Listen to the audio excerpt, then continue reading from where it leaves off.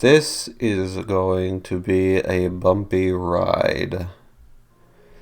So, Professor Toot's channel is certainly an interesting one, with islands I really enjoy and islands I really dislike. And then there's Cavernous Cove. I have no idea how to feel about this island since while I enjoyed listening to it, it always felt like something was off. I just couldn't put my finger exactly on it. So, how is it? Is it as good as all the comments said when it came out, or is it a project with greater ambitions than the output provided? Let's look in depth on its strengths and weaknesses to see where it lies exactly. Our pick for the third best monster on Cove is none other than Turnabass. With a good melody and a lot of strong duets, this was an obvious pick for the top 3. This island tends to have a really bad issue with its deep voice monsters, but somehow Turnabass never really falls into this pratfall. It's not like exceptionally standout or revolutionary or anything, it's just a really good bass monster and it does exactly what it needs to do. The second best monster on the island is the forever stuck Brontano. Although it doesn't really mean anything to the rankings of YSM, I just wanted to say that this is a really funny monster. The stuff it does in the music video are very humorous and get a laugh out of me. Music-wise, this is the best vocal on the island, along with being a really good percussion track to go along with it.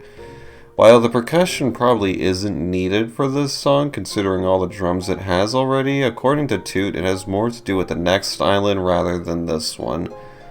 While the voice is yet another deep registering sound on the island, chock full of them, it's spaced out and simple enough that it manages not to cause any issues for us. Overall, the monster is just two really good and simple sounds that sound good. What more do you need? Number 1 may not be the obvious first pick, but let me explain. Phantophant, despite never even going in the cove, still somehow manages to be the best monster, well, in the cove. It's the main melody of the breakdown section of the song, and coincidentally, that also just happens to be the best verse in the song, so I'll let you connect the dots on that. Phantophant has a very pleasant sound font, and the melody that accompanies this is equally as charming, leading to a verse that perfectly captures what it set out to do. It's one of the only tracks that goes for a more subtle and atmospheric approach for the song, instead of the overall bombastic and zealous sounds that most of the other monsters go for, making it stand out in the best way possible. Phantophant may not play for a long time, but for what it is a very good monster and the best track on the song. Honorable mentions include the following monsters. Lucifork has one of the best sound fonts on the island, and also has such an amazingly perfect atmospheric track that fits the tone of the song so well. Why isn't above honorable mentions then? Because you can't hear it. It was so close to perfection, but the mixing absolutely destroys its chances of being anything more. Glimmani, that one is the only other good vocalist on the island. It's not spectacular or anything, but it's just charming and I like it a lot. The only part where it isn't great is when it plays in the big last verse, but that's more to do with certain other monsters we'll get to later. That's it for the best monsters on the island, and while they didn't really blow us away, sometimes the song is more than the sum of its parts, so as long as the worst monsters aren't awful, everything should end out decent in the end. Again, like last time, I'll leave a disclaimer that the negative things I'm going to say are in no way an attack on Toot or the crew that worked on the song, they're just criticisms that we have. Third worst monster is weird because it's Gray Scare. While the track itself isn't really that bad, even good in certain places, this thing is destroyed by the insane levels of boost on it. It's way too loud and drowns out almost everything else whenever it plays, making it impossible to focus. I don't know why this thing is so ear-piercingly loud in both volume and bass levels, but for next time, realize that monsters that play bassy chorded notes should not be focused on. and should instead be a supporting instrument that blends into the background.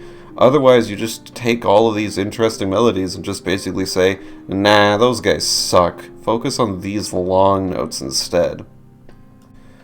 Second worst one is one I know the fans like a lot, but unfortunately it sucks. Jewel Reef is shrill and even peaks the microphone multiple times in its track.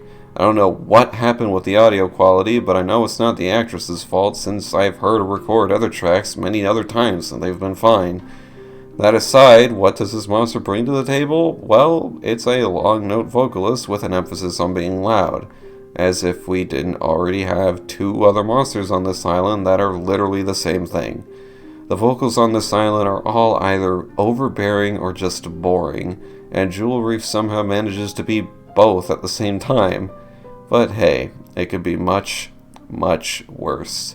Case in point, Barbeard sucks flat out. It has all the issues both of the bottom two before it had and more. It's a low registering voice that completely overcrowds the song, just like Gray Scare, and also it's a loud as heck vocal that has off qualities, just like Jewel Reef. On top of all of that, it also manages to have parts of its tracks unbearable on the song, and not because of the monsters, but because of the own duets. The melody that this monster is supposed to have the focus on can't be heard at all in the song because the two choir-esque heads completely drown it out. I just don't like this monster at all. It's loud, obnoxious, and has no charm, and this is just a personal gripe, but the romance stuff sucks. It just makes me not want to watch the video because it's uncomfortable to sit through. Dishonorable mentions include the following monsters. Fluggles takes a page out of Barbeard's book by somehow being super loud and ear-piercing levels of audio, yet also somehow being impossible to hear in the song. On its own, it's loud and shrill, yet in the song, because of the ludicrous amounts of low-registering vocalists, it can't be heard at all, because the thing has, like, negative bass on it. Pooflu plays too much. That's it. I get the idea behind it, but it just plays way too much and has too many tracks. You have 16 monsters on this island, and a ton of cool melodies like Lucifork or Catavox. Heck, even Ignonosaur has a decent melody on its music box. But the song only cares about Pufflu and its melody.